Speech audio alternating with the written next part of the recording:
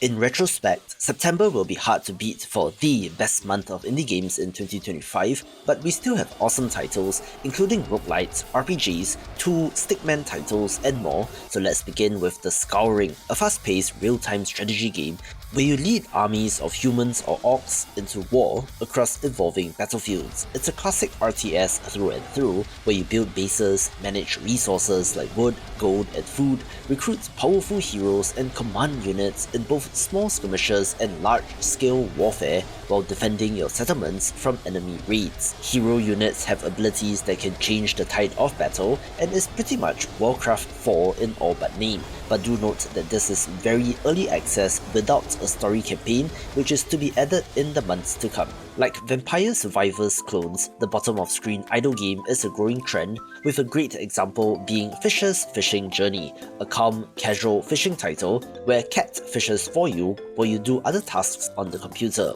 You can set him up full screen, minimized, or in wallpaper mode, watch him fish quietly in scenic spots with changing weather and time of day, occasionally clicking to collect rewards, purchase upgrades, or to unlock new fishing locations. Fish you catch can be sold or placed in your tank to earn fish coins, where the art style makes the game so charming and wonderfully cute. This video is brought to you by HYPERxFANTASY, an experimental narrative action-adventure RPG set in a brutalist dystopia where a near-singularity disaster warps reality and threatens humanity. You explore surreal landscapes using a glider across the open plains and explore areas such as ruined towers. Fight void rejects, which are the main enemies in the game, using directional swordplay, having some sort of rhythm-based element and timing to master. Dialogue choices lets you forge friendships or resolve conflict without coming to blows, all as you explore and attempt to figure out what is going on. This takes inspiration from titles like Nier Automata in the existential themes, as well as the best of dystopian sci-fi, having a narrative focused on personal discovery, identity, and evolution, and is rather introspective, which looks fascinating. So if interested, this is available right now on Steam, and you can buy it via the link in the description below. One of the hidden gems of the month is Tall Trails, a chill exploration platformer that might not look the most impressive, but is charming, where you play as Elp, a little golem searching for purpose across surreal biomes. You hop, climb, run, and collect things to put in your boots, which in turn grants you different abilities depending on what the item is, from the ability to glide, double jump, and more, which are then used to access new areas. Movement is central, since every jump, climb, or glide sends you to a new vantage point, which compels you to explore further, thus creating the core loop of the game. There are side missions to go on, as well as more whimsical touches like cosmetic customization and badges to earn, which gives you additional power-ups. I just love how whimsical this game is, so if you love titles like A Short Hike, be sure to give this a go. Dinotica is a sandbox action roguelite which mixes two styles of games together in the city builder and action game, where you survive, build, farm, and raise dinosaurs in a wild, untamed jungle world. You explore dense forests, gathering resources, taming and collecting dinosaur companions with different abilities, build shelters, farms, and production buildings, then face off in intense battles against enemies and challenging bosses, and is similar to Cult of the Lamb in some ways, but without the occult stuff and with dinosaurs instead. The base building, farming, and crafting systems form the base of your strength as you progress up the tech tree to unlock more powerful items, equipment, and dinos, which then feeds into the intense, almost bullet hell style combat, impressing so far in early access with lots more to come.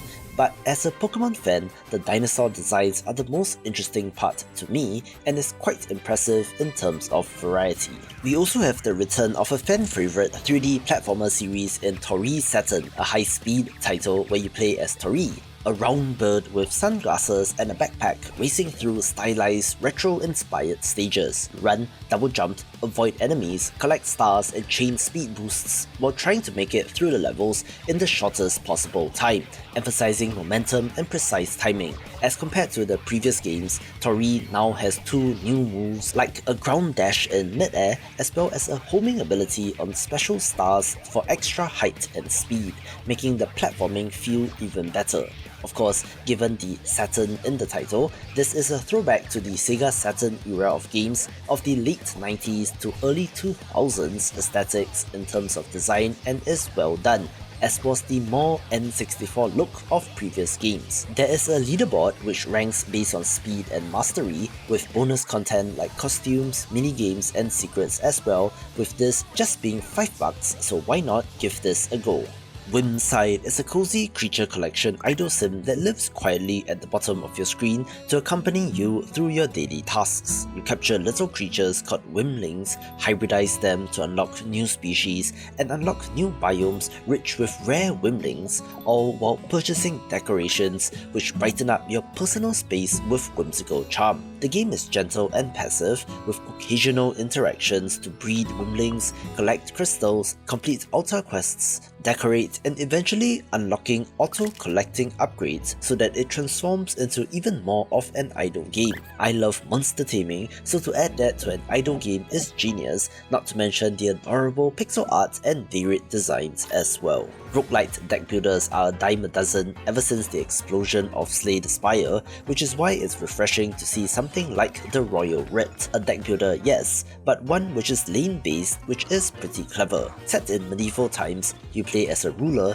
sending adorable animal creatures into battles where every march or death shapes your story for the run. You place subjects like flamingos, chickens or lizards strategically on the battlefield, which then advance forward and march on enemy fortifications each turn, having perma-death of characters which forces you to weigh risk and reward.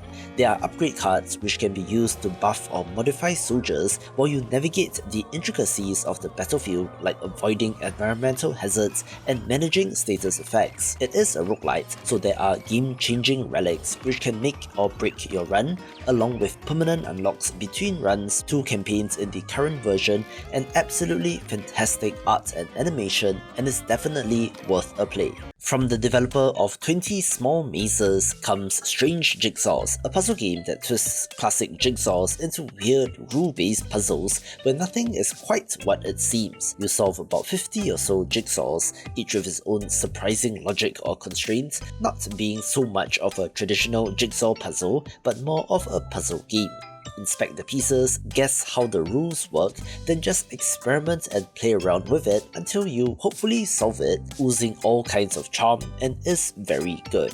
Bang Bang Barrage is a quirky co-op shooter set on a roiling sea where you blast Cthulhu's minions, but with movement being solely controlled by the recoil of your weapons. You fire your weapons to move, using each shot not just to damage foes, but also to propel your boat in the opposite direction, having to master the physics in order to survive. Enemies approach in swarms, and you get a selection of upgrades, roguelite style, mixing and matching them from different weapons, better healing, cheaper shops, and more. You can play this solo and it's fun, but imagine the absolute chaos when multiple players are involved, since firing in any direction pushes your joint boat the other way.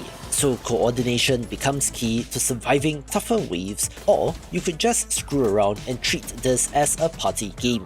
There is procedural generation of levels, enemy waves, and upgrades for replayability, having a simple but adorable art style, and is awesome.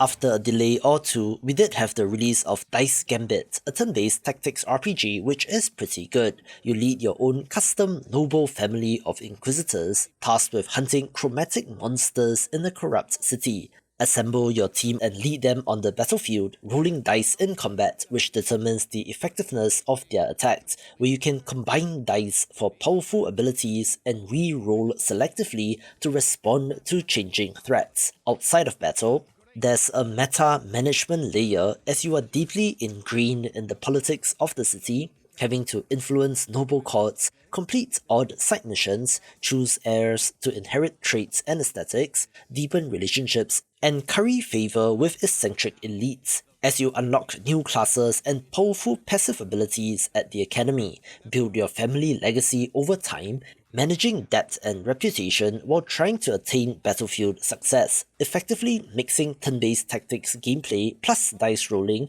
and an almost social sim kind of element being an awesome entry in this genre. Waterpark Simulator is the latest first-person management sim to take off, not being the most impressive visually, but it's a wild, wacky title that can be quite funny. Think of it as a theme park tycoon game but in first person, where you build, run, manage and maintain the water park of your wildest dreams. You place down and sculpt water slides, design pools, decorate the grounds, tile the walls, swap floorings and add props, then open the doors and watch customers stream in, with perhaps the slides which are a little too steeply designed, causing them to slip and slide a little too quickly to the point of being hazardous, with ragdoll physics adding to the humour. It is a tycoon game, so you can recruit and manage staff who clean, serve food and drinks, fix broken rides, mop up messes, change signs, and keep the visitors smiling or screaming, so your guest satisfaction remains high. You can fully customize the park layout, theme areas, food service stands, attractions and more, unlocking new parts to build with to expand and upgrade the water park, and it's just a splashing good time. A pixel art roguelite platformer is OVIS Loop, where you control Omega, a robot sheep fighting to protect its flock from a lupine onslaught in the post-apocalyptic wasteland.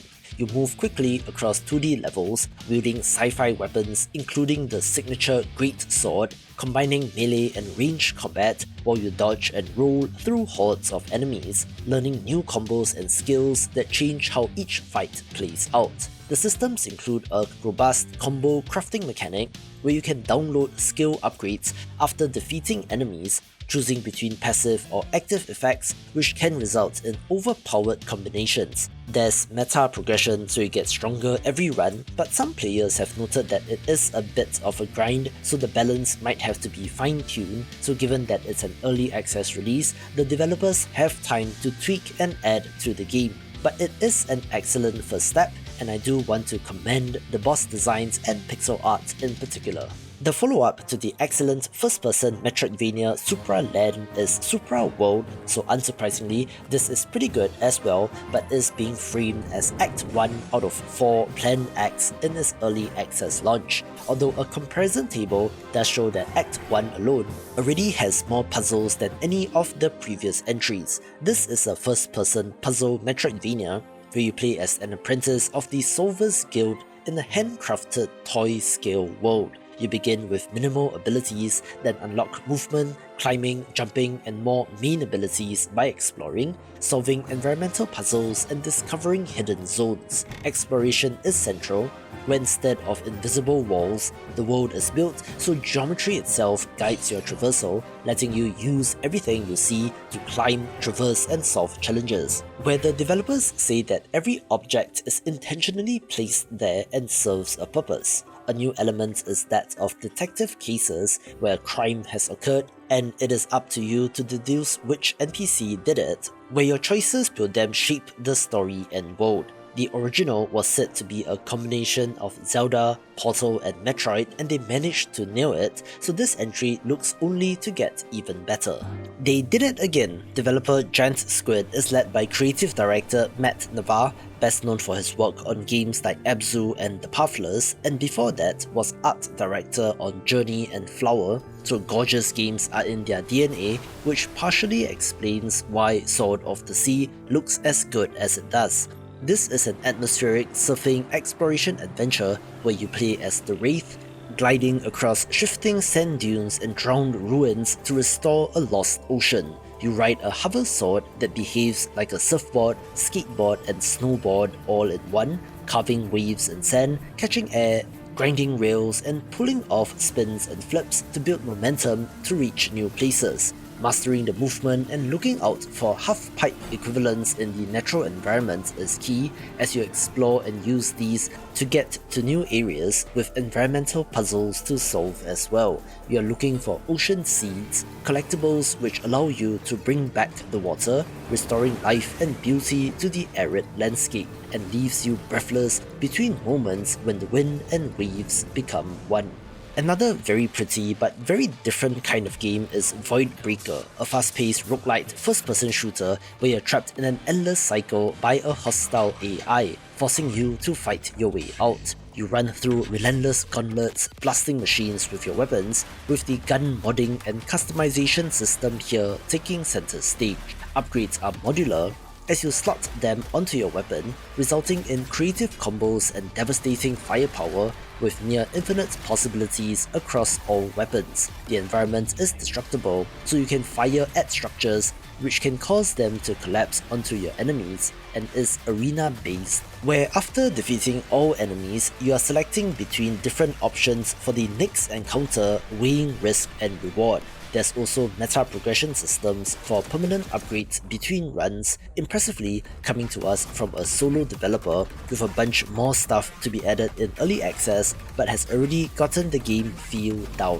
What is old is new again in Off, the Steam release of a game from 2008, and is a surreal RPG where you take command of a character known as the Batter in a strange, dying world haunted by specters and covered in eerie architecture. You walk through bizarre zones, solving puzzles in the environment and fighting in turn-based battles while being guided by the ominous Judge, a talking cat which watches your every move. This is classic turn-based JRPG combat, but with a twist, with a so-called active time battle system where enemies and your character are on cooldowns and are able to immediately act once that is done, instead of a strict turn order. The elements here, instead of fire or earth, are instead smoke, meat, sugar, plastic and metal, with classic rock paper scissors style implications for your strategy. Explore the different zones and defeat their guardians to purify them, with an overall sense of existential unease where things don't seem quite right, like some of the creepier parts of Undertale, and is definitely worth a play. I was so impressed with the look of Artist Impact when I first came across it that the full release was on my calendar, and is a turn-based RPG with life sim elements set in a futuristic world where humans and AI coexist in a fragile balance. You play as Akane, exploring vibrant towns, ruined districts and weird AI-infested zones, taking on quests but also side jobs, decorating your home, cooking dishes and chatting with curious characters while occasionally venturing out to do battle. This is classic turn-based combat where you select from attack, arts, guard and item as you face off against monstrous enemies that are impressive in design and scale. The pixel art and animations are on point, looking absolutely gorgeous, which is contrasted with the more mundane day-to-day life sim activities in town or at home. You're doing odd jobs, can exercise, cook a meal, train or take a bath, having a surprising number of interactions with even the most random of things while in town. There have been complaints about the ending of how abrupt it feels, as well as the coherence of the story and writing, and especially the balance of combat, so take it with a grain of salt. Where the life sim stuff is very impressive and worth checking out in my opinion, showing how much more JRPGs can be. A few quick matches went viral on social media a number of times, being a fast-paced platform fighter starring Stickman, looking straight out of the Flash game animation era on the internet, but it's a proper game with tight controls that platform fighter fans seem to be happy with. It has 1 to 4 players duking it out in short, action-packed rounds where you're selecting from unique characters, each of which have different skills and abilities, with the 4th ninja character being added in September. Jump around and attack enemies while essentially doing Smash Brothers stuff to eliminate all opponents, having rollback netcode which is holding up for online play, along with local multiplayer shared screen mode being a great one of these for fans of this style of fighting game. Ooh! It's a puzzle platformer with Metroidvania elements in which you play as a small caterpillar that cannot naturally jump and instead uses bombs to propel itself through the various screens, gradually discovering hidden paths through thoughtful bomb use. All of this is explained without words, so it's clever in terms of design, reminding me of Bomb Chicken, but it's a little bit more involved in the design, falling somewhere in the vicinity of Animal Well, so if you love that, do check it out. And side note, I was told that the title of this game looks like a caterpillar, so how's that for whimsical? We also had the 1.0 release of Gatekeeper, a fast-paced top-down action roguelite that does seem to be taking inspiration from Risk of Rain, where you battle through alien planets to reclaim the stolen heart of time. There is a lot going on visually here, so much so that it's difficult to decipher at a glance, but once you're locked into the flow of the action, that should not be too much of an issue. You are completing missions in each area, which then summons a siren for an epic boss battle, having 9 playable characters with unique skills and designs. There are 100 plus power-ups in this game, the equivalent of relics in other roguelites, which can be combined into triads to boost your power even further. Nothing too crazy or innovative here, but it's a sleek, well-made one of these that's worth a play if you're a fan of the genre. Speaking of action games, we also had the release of Abysses, a frantic co-op roguelite first-person shooter set within a drowned kingdom where a resource named Brine powers everything. You dive into submerged ruins, blasting corrupted creatures with elemental weapons, dodge incoming assaults with mobility options like double jump and dash, and reconfigure your loadout mid-run using ancient mods and divine blessings to adapt. Build variety is key as you unlock multiple weapon types, dozens of mods, blessings that transform how you fight, and permanent upgrades that persist across runs so that each attempt feels fresh. Levels are handmade but assembled randomly, so more of the rogue legacy style of procedural generation with intense action and awesome visuals, and is a blast with friends. Another 1.0 release is Mortal Sin, a brutal roguelite first-person slasher where you carve your way through dungeons with melee strikes and savage precision. You fight through procedurally generated nightmares, tearing enemies apart with swords, axes or hammers, dodging traps and attacks, and dipping in at the right time to deal a critical blow. You will have a choice of multiple character classes that change up your approach, being one of the more intense titles that I have come across. Perhaps controversially, they did change the art style and colour palette from the perhaps bewilderingly blue, grey and red in the launch version to what you are seeing now, which is easier on the eyes but might have caused it to lose a little bit of personality, although the option is still there to switch it back on. But visuals aside, this is a great action title. It has been a whirlwind of a ride with regards to this roguelite first-person shooter releasing in early access earlier in 2025 and just released out of it, where Dead Zone Rogue is another intense action title. Set in deep space aboard a ship overrun by rogue machines, you wake up with no memory and must fight to reclaim control and hopefully find out why you are here. Blast through rooms filled with mechanical and bio-horror enemies using your guns, grenades and even melee attacks, selecting augments and weapon mods which add elemental effects. There's a meta progression currency in Scrap used to unlock permanent upgrades, having fantastic gunplay and is excellent. Shadow drops don't usually work for a number of reasons, but it did for this game, with Is This Seat Taken launching during a Nintendo Indie World Direct and immediately got attention due to its charm.